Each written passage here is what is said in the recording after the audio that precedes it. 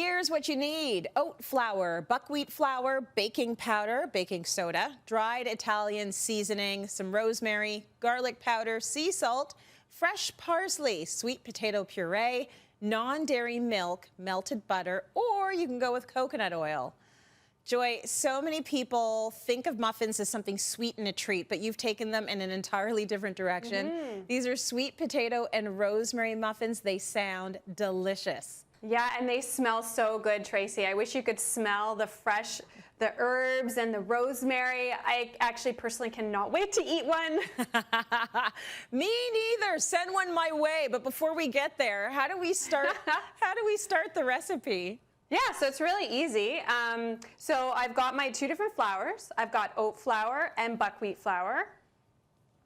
If you don't have oat flour, is there anything else you would recommend? Yeah, totally. So I find oat flour is pretty versatile, and you can make some swaps. So you could easily do spelt flour.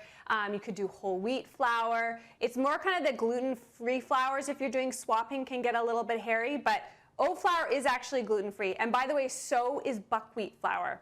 But they are just versatile, and you can make some easy swaps. So next, I'm going to add my baking soda and my baking powder to help it have a little rise.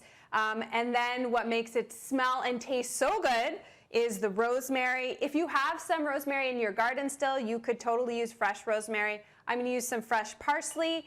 And have fun with it. You know, if you have some basil in your garden, like we're just adding lots of herbs, so you can kind of add what you want. And then some Italian seasoning, and then we will just mix up the dry ingredients. And by the way, these are totally plant-based if you use coconut oil instead of butter, but there's actually no eggs, and people are always looking for recipes without eggs. Now, to keep it simple, I'm actually just going to add all my wet ingredients to my dry ingredients. Sometimes I have separate bowls, but let's just keep it easy. So I'm going to add my sweet potato puree. Okay, I want to talk about that sweet potato puree. Would you ever do, like, is it important that you use that? Would you ever use fresh roasted sweet potatoes? What's better? You could use fresh or canned.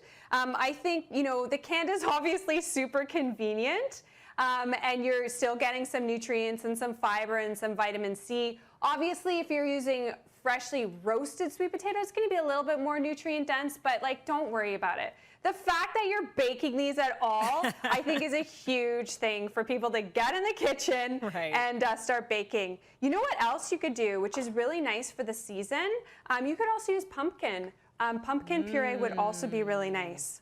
I've added some oat milk, but you could use any milk you want. I've added my butter, but like I said, if you want this totally vegan, you could very easily just skip that and use coconut oil instead. So we're just gonna mix it all up.